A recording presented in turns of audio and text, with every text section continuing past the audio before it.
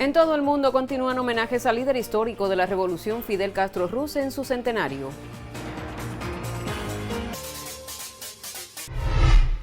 Cuba apuesta por la participación colectiva como esencia del sistema del poder popular. Colaboración entre Cuba y la UNICEF beneficiará a escuelas del oriente del país.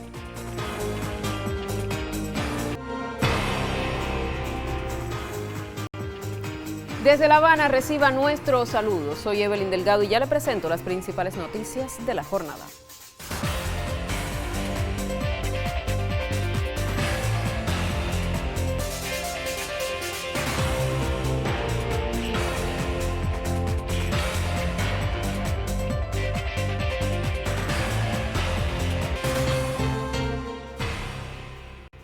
Iniciamos ya con las informaciones. Desde todo el mundo continúan los homenajes al líder histórico de la revolución Fidel Castro Ruz en su centenario. Galas, exposiciones y actos conmemorativos evidencian su legado a varias generaciones. A propósito, les compartimos un mensaje de Percival James Patterson, ex primer ministro de Jamaica, sobre Fidel. Veamos. He was unswerving in his fundamental principles and yet realistic as to when, where, and how they could best be translated into successful action. He was a visionary leader who never failed to grasp the precise hour to advance a just cause. There can be no better commemoration and celebration of the centurion Fidel Castro than to examine how best we apply precepts and practices for which he stood, no matter what the imperialists contend or do. The name of Fidel Castro Ruz will resound forever throughout the ages and endure in the annals of human civilization. Avanzamos con otros temas. El miembro del Buró Político del Comité Central del Partido, Esteban Lazo Hernández, presidente de la Asamblea Nacional del Poder Popular y del Consejo de Estado, realizó un recorrido por centros de interés económico y social en varios municipios de la capital habanera. En los intercambios resaltó que Cuba apuesta por la participación colectiva como esencia del sistema del poder popular en momentos donde la unidad resulta premisa esencial. Tenemos el reporte. El Círculo Social Armando Mestre en Playa es un ejemplo de cómo una entidad acomete la reparación y restauración de una instalación que contribuirá desde el momento de su reinauguración a la recreación y esparcimiento del pueblo habanero. Así lo constató el miembro del Buró Político y titular del Parlamento cubano, Esteban Lazo Hernández, al recorrer la obra que suma a trabajadores del Ministerio de la Industria Alimentaria en nuestro país. Posteriormente, Esteban Lazo visitó también el emplazamiento de casas en fase de ejecución como parte del programa de viviendas modulares a partir de contenedores marítimos de último uso en el municipio habanero de Marianao. En la primera etapa se erigirán 40 de ellas, 10 de las cuales ya se encuentran culminadas. Más tarde, el presidente de la Asamblea Nacional del Poder Popular constató también la marcha de acciones constructivas y tecnológicas en el parque de acumulación de baterías de La Habana. Está ubicado en el municipio Marianao y avanza según estado de ejecución del proyecto. Esta obra tributará 50 megawatts para aportar la regulación de frecuencia primaria del sistema electroenergético nacional. Es una obra de gran importancia, dado que hoy tenemos problemas graves con la frecuencia y él sería uno de los pilares de la regulación de frecuencia del sistema. Estamos en el proceso de tiro cable y ahorita comenzaremos con el proceso de alambraje y chequeo de esquema. Destacó en este recorrido el encuentro con el productor Lázaro Alcántara, quien desde el ámbito local contribuye en la producción de alimentos en el municipio de Marianao con la cría y reproducción de alevines. En su área productiva están 3,5 hectáreas de espejos de agua, donde logró obtener en el 2025 22 toneladas de carne a partir de la cría de alevines junto a las cooperativas de la zona, además de fomentar la cría de otros animales para la producción, fundamentalmente avícolas. Isabel Díaz González, Cubavisión Internacional. El ministro de Relaciones Exteriores de Cuba, Bruno Rodríguez, reiteró la condena inequívoca al genocidio que comete Israel en Gaza mediante una publicación en su cuenta en X. A pesar de la vigencia del frágil alto al fuego en Gaza, las fuerzas israelíes han cometido más de 3.000 violaciones desde la firma de esa primera fase del acuerdo y se empecinan en bloquear su segunda fase, escribió el canciller cubano. Asimismo, dijo que Israel aprovecha la impunidad que le brinda el gobierno de Estados Unidos para continuar su genocidio en la franja y la ocupación de los territorios palestinos. Hacemos una primera pausa. En breve estamos de regreso. Conocerá más de la realidad de Cuba y su gente. Quédese con nosotros.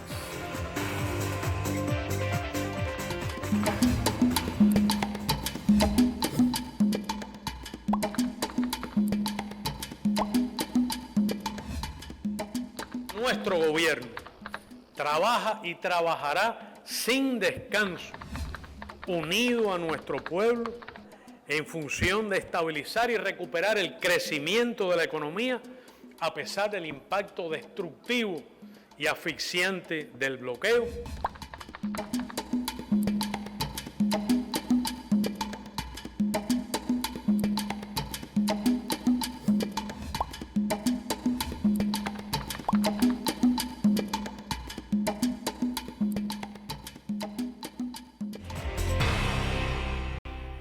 Lo anunciamos en titulares. La colaboración entre Cuba y la UNICEF beneficiará a escuelas del oriente del país, fundamentalmente en la labor de los maestros y estudiantes en acciones de resiliencia y bienestar.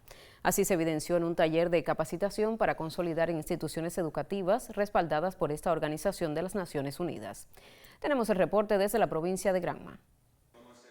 Con el propósito de consolidar instituciones educativas más preparadas, sostenibles y saludables, el emblemático Hotel Sierra Maestra de la ciudad Monumento fue sede del taller de capacitación e implementación del proyecto Escuelas Resilientes, articulado bajo la metodología Enfoque 3 Estrellas.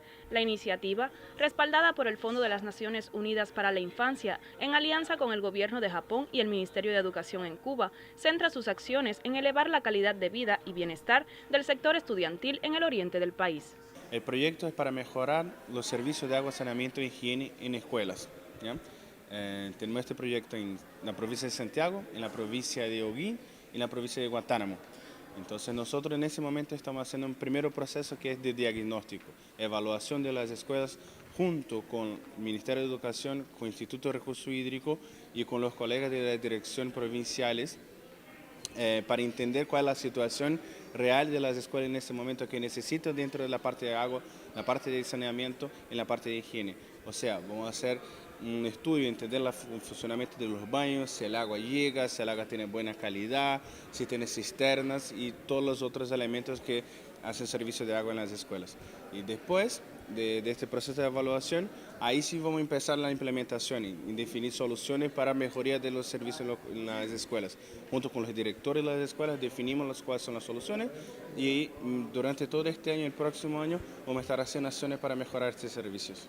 Durante el encuentro, especialistas del Fondo de las Naciones Unidas para la Infancia y metodólogos de educación evaluaron diagnósticos iniciales realizados en planteles de la provincia. Entre las instituciones priorizadas en el territorio granmense destacan las escuelas Ciro Frías Cabrera, Camilo Cienfuegos y Conrado Benítez en el municipio de Pilón, así como Adalberto Pesant y Vietnam Heroico en Niquero. Son 7 instituciones educativas de los municipios Manzanillo, Pilón y Niquero, que beneficiarían a alrededor de más de 2.000 estudiantes y cerca de 1.000 trabajadores, cerca de 1.000 docentes. Brindaría agua, como le decía, sostenible y sustentable es la idea, es decir, que sea sostenible en el tiempo y sustentable a partir de las condiciones que tiene el país. Es decir, el proyecto se hace fuerte en el tema de la energía, que no sea hacer el uso de la energía solar en el bombeo o rebombeo de las aguas. Asimismo, en el taller se enfatizó que el levantamiento de información sobre servicios y acceso al agua, higiene y saneamiento en las escuelas constituye un paso fundamental para diagnosticar las necesidades y diseñar acciones personalizadas en cada institución educativa. Con esta iniciativa se prevé garantizar un entorno inclusivo, seguro y protector, donde niñas, niños y adolescentes cuenten con las condiciones idóneas para la gestión de su higiene, privacidad y dignidad requeridas, marcando así un avance concreto hacia escuelas más preparadas en esta porción del suroriente cubano. Y seguidamente vamos a conocer el pronóstico del tiempo para los principales destinos turísticos del país. Desde el Instituto de Meteorología tenemos el contacto con la máster en ciencias, Ailín Justiz. Adelante.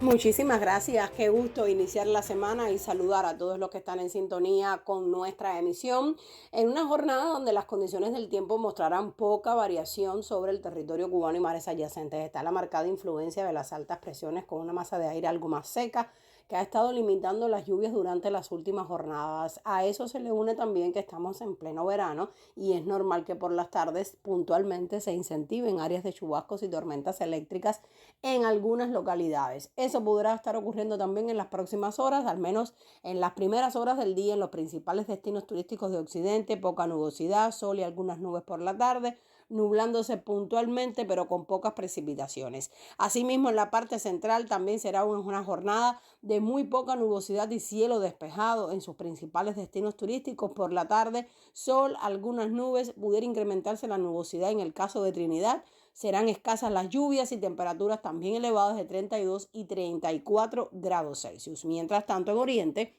también amanecerá con muy poca nubosidad y luego estará parcialmente nublado. Por la tarde se nublará, sobre todo en localidades de las ciudades de Bayamo y Santiago de Cuba, con pocas lluvias y temperaturas que pueden estar llegando hasta los 35 e incluso 36 grados Celsius. A las 6:37 de la mañana el sol saldrá por Punta de Maicí. Pasada las 8 de la noche se pondrá por Cabo San Antonio, mientras que la luna está en su fase de luna nueva. Así que ya usted sabe, en resumen, será otra jornada en el territorio cubano de temperaturas elevadas y de pocas precipitaciones. Yo regresaré en otra emisión. Hasta entonces, cuídese mucho y tenga un excelente día.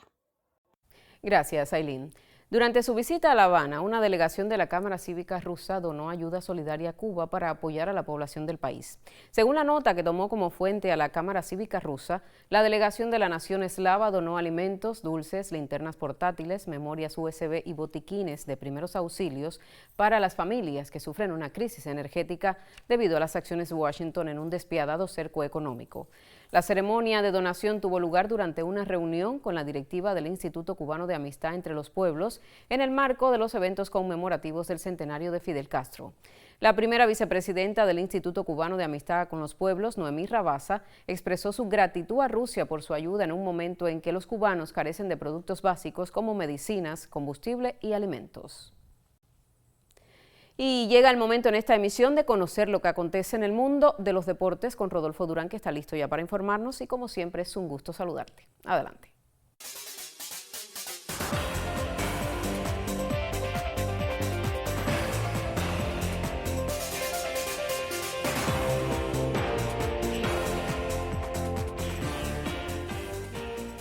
Muchísimas gracias, Evelyn. Un gusto también para mí poder compartir siempre contigo aquí en Cuba Noticias. Un saludo, amigos. Vamos con los deportes. Lo hacemos con nuestro deporte nacional. Siguen debutando los peloteros cubanos en la Liga Profesional de Béisbol de China. Y este lunes, los serpentineros capitalinos Fel Cejas y Fran Ernesto Herrera, así como el lanzador espirituano Yanquiel Maurice, hicieron sus primeras apariciones con el Beijing, equipo que dirige el estratega cubano Noelvis González. Fel Cejas consiguió juego salvado luego de lanzar una entrada sin contratiempos en la victoria de su equipo 4-2 ante el Shanghai Orcas, que ya tiene 2 derrotas. El capitalino sustituyó en el box al relevista intermedio Yanquiel Mauri, quien trabajó una entrada con par de ponches. A su vez, Mauri había entrado en reemplazo de Fran Ernesto Herrera, también inmaculado en una entrada con 2 ponches propinados por parte del capitalino. Cabe recordar que estos 3 lanzadores, Mauri, Fran Ernesto y Cejas, integraron la selección cubana que recientemente participó en los Juegos Centroamericanos y del Caribe. En otras informaciones, este lunes fue abanderada la delegación cubana, que será la primera que participe en la historia de los Juegos Panamericanos de la Juventud Sorda que tendrán lugar en Guayaquil, Ecuador. El colega Ernesto Arturo Santana estuvo por el Memorial José Martí y nos trae los detalles. Saludos. La delegación cubana integrada por 17 atletas y 5 entrenadores que participará en los 6º Juegos Panamericanos de la Juventud Sorda 2026 que se celebrarán del 21 al 27 de agosto venidero en Guayaquil, Ecuador, fue abanderada este lunes en el Memorial José Martí de La Habana. Los atletas Keila Alejandro Rebe y Gabriel León recibieron la enseña nacional de manos de Rolando Ernesto Hierro, jefe del Departamento de Atención Social del Comité Central del Partido Comunista de Cuba. La expedición antillana estará compuesta por 12 especialistas en atletismo, 7 velocistas, 2 de ellos también en salto largo y 5 lanzadores, 2 de los cuales alternarán en la arena de salto. La comitiva la completan 2 ajedrecistas y 3 jugadores de tenis de mesa. Las provincias con mayor representación son La Habana y Santi Espíritus, aunque en total 12 territorios aportarán talentos a la escuadra antillana. Para mí la preparación ha sido muy importante porque he dado todo con el corazón para llegar a hacer un esfuerzo muy grande y poder coger medalla, y esta medalla se la dedico a mi país. Mi primera competencia y espero que me salga todo bien. En cuanto a pronósticos, ¿qué buscas? Bueno, busco llegar al equipo Cuba. Asistieron la viceprimera ministra Inés María Chadman Wow, el titular del INDER Osvaldo Bento Montiller y el vicepresidente de ese organismo Raúl Fornés Valenciano. La ceremonia también fue engalanada con la distinguida presencia de la presidenta del Comité Paralímpico Cubano, Omara Durán Elías. La cita reúne a jóvenes deportistas sordos del continente bajo el patrocinio de la Organización Deportiva Panamericana de Sordos y el aval del Comité Internacional de Deportes para Sordos. La primera vez que vamos a participar como país, se habían realizado 5 ediciones anteriormente y realmente no habíamos tenido una preparación de jóvenes que competitivamente pudieran participar en estas ligas. Ya lo tenemos, yo creo que es parte también del empeño del gobierno, el partido, el INDER y la propia ANSO de ir fortaleciendo el movimiento sordolímpico cubano. Y bueno, esto yo creo que es un punto de partida de cómo nuestros jóvenes también sordos tienen una oportunidad y tienen una posibilidad de representar a Cuba internacionalmente. Esta 6ª edición en Guayaquil representa el regreso del evento tras 16 años de ausencia, lo que supone un hito para el deporte de personas sordas en la región. Un colectivo de Cubavisión Internacional se despide. Muchas gracias por su atención y nos encontraremos en una nueva oportunidad. Muchísimas gracias, Ernesto Arturo. Nosotros ya en la despedida, 2 rápidas. La primera sobre voleibol. Este lunes la selección masculina de Cuba, que se prepara para el preolímpico del mes próximo y que anda de gira por Rusia, derrotó 3-2 al equipo Dinamo de ese país europeo. Ayer el Dinamo ya le había ganado con el mismo marcador a los cubanos, así que una victoria y una derrota en estos 2 amistosos. Y por último, de béisbol, recordar que este martes en horas de la mañana la Federación Cubana de esta disciplina divulgará todos los detalles relacionados con la venidera contienda beisbolera nacional, la 65 serie, que debe comenzar en octubre de este año. Mañana espera información en nuestros espacios noticiosos. Así terminamos los deportes, Evelyn.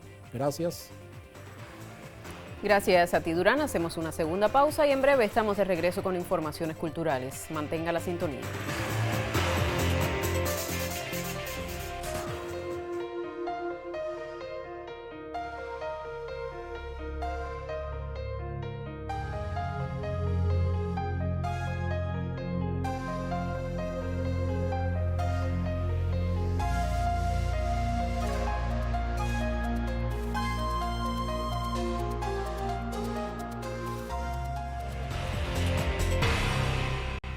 Tiempo para la cultura en esta emisión. El patrimonio cultural cubano no escapa de afectarse por el bloqueo económico, comercial y financiero que tiene impuesto el gobierno de Estados Unidos a la mayor de las Antillas desde hace más de 6 décadas.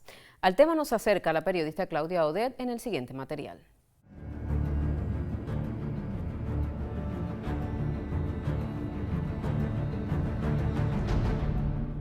Desde que el 3 de febrero de 1962, el entonces presidente de Estados Unidos, John Kennedy, firmara la orden ejecutiva 3447, mediante la cual se establecía el bloqueo económico, comercial y financiero contra Cuba, todos los sectores de la sociedad antillana han sido afectados de una u otra forma, por lo que no escapa el sector artístico y más específicamente el patrimonio cultural cubano, recrudecido en este 2026 con el bloqueo energético que también impuso la nación norteña.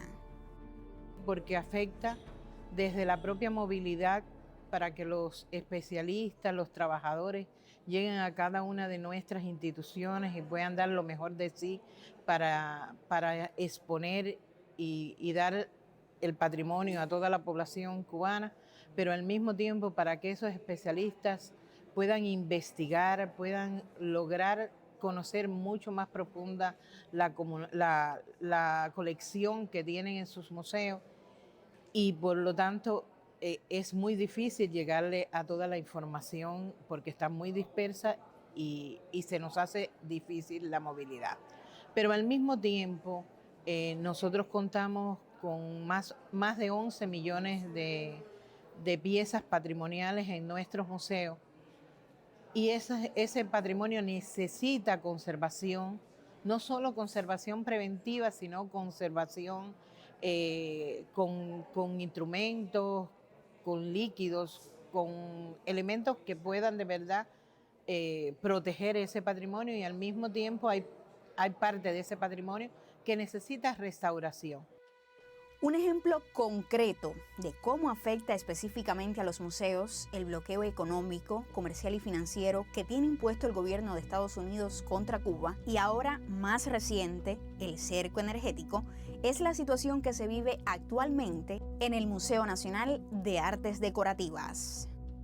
La primera es en los recursos humanos, tiene un impacto directo en los recursos humanos. Desde toda la crisis energética que estamos viviendo, hay que partir del agotamiento y el impacto psicológico y físico que tiene sobre los trabajadores. Luego, que la crisis económica ha generado que hay una distorsión enorme de los salarios y el posible acceso a los recursos o bienes de primera necesidad, lo cual hace que muchas personas decidan irse, sobre todo al sector privado, cuando no sea el sector empresarial. Pero también hay elementos desde el punto de vista tecnológico que nos afectan en la dimensión tecnológica. Por ejemplo, nosotros pudiéramos tener acceso desde Cuba a la inteligencia artificial y a muchos elementos que podemos desde Internet y desde las redes sociales, en herramientas en lo que nos podemos apoyar para nuestras investigaciones. Cuando se va la luz, pues se afecta la conectividad, y a veces establecer esas comunicaciones vía Internet resulta bastante difícil. Asimismo, el bloqueo impuesto por el gobierno de Estados Unidos impacta negativamente en la climatización del Museo Nacional de Artes Decorativas, lo que provoca, sin dudas, el deterioro e incluso la desaparición de las obras de arte existentes allí. La planta baja del Museo Nacional de Artes Decorativas tiene instaladas 24 toneladas de climatización, que no es posible utilizarlas porque no tenemos fluido eléctrico. Para que se tenga también una idea, hay días de la semana donde solamente tenemos 40 minutos de fluido eléctrico. Aún así, nuestra institución no ha dejado nunca de dar servicio. Hemos encontrado alternativas, pero no son las ideales. Yo me atrevería a agruparlas en dos grandes secciones, ¿no? Están aquellas obras que son las que más afectan, que tienen materiales de origen orgánico, madera, papel, textil, marfil, y entonces este tipo de obras, las altas temperaturas las afectan notablemente. La humedad, el cambio o el no control de los niveles de humedad es algo que afecta notablemente, ya sea por la proliferación de hongos o por el cambio brusco de la temperatura que afecta la estructura misma de las piezas. Restricciones para adquirir materiales especializados, límites en el intercambio académico y científico con instituciones extranjeras, así como la participación en exposiciones o proyectos internacionales que requieren transacciones financieras con bancos norteamericanos, entre otras evidencias, pudieran mencionarse para demostrar cómo afecta realmente el bloqueo económico, comercial, financiero y energético que impone el gobierno de Estados Unidos a la mayor de las Antillas. Mientras esto ocurre, muchos sitios declarados Patrimonios de la Humanidad sufren un deterioro acelerado, al tiempo que artistas y gestores culturales ven limitadas sus posibilidades de colaboración global. Vamos al cierre. En el municipio Cienfuegero de Rodas, varias mujeres promueven la siembra de alimentos en parcelas y patios. Acerca de esa labor que desarrolla desde hace varios años Joenia Torres Silva, conozcan el siguiente reporte de la periodista Mayelín del Sol. Con la siembra de habichuela inició la experiencia de cultivar en su patio. Después recolecté semillas y volví a sembrar otra vez. El frijol también lo hice así, colecté semillas y después lo sembré otra vez para poder producir más. Desde entonces, Joenia recibe los beneficios de la tierra que aprovecha en cada límite de su vivienda. Producciones que, aunque obtiene a pequeñas escalas, constituyen hoy un gran aporte para la comunidad. Siempre me han gustado las plantas. A mí siempre me ha gustado sembrar. Lo mismo que de jardín, que de comer. Tengo ají, tengo frijoles, tengo maíz, tengo fresa, tengo boniato, tengo plantas medicinales también. Lo que puedo aportar también lo aporto de las plantas medicinales a las personas que las necesiten. Joenia es un ejemplo de mujer empoderada en estos tiempos, que ha sabido reponerse a las adversidades que hoy está afrontando el país, y empezó por aprovechar todos los espacios que tiene en su patio y sembrarlo, y de esta manera ha contribuido a la alimentación de su propia familia, porque además es una madre de 3 hijos. Contribuye acá en la comunidad con las embarazadas, los viejitos que viven solos, aquellas personas que están en una situación hoy de vulnerabilidad. Mi niño y mi esposo me ayudan bastante también, porque a mí siempre me gusta sembrar. Yo le echo agua a las plantas, si no se me mueren. ¿También le quitan las malas hierbas? Sí. Es la cotidianidad de una mujer rodense satisfecha por los aportes de alimentos que logra desde su patio. Yariel Castillo y Mayelín del Sol, Cubavisión Internacional. Así concluye esta emisión de Cuba Noticias. Otras informaciones en próximos espacios, también en las plataformas digitales. A usted, gracias por informarse con nosotros.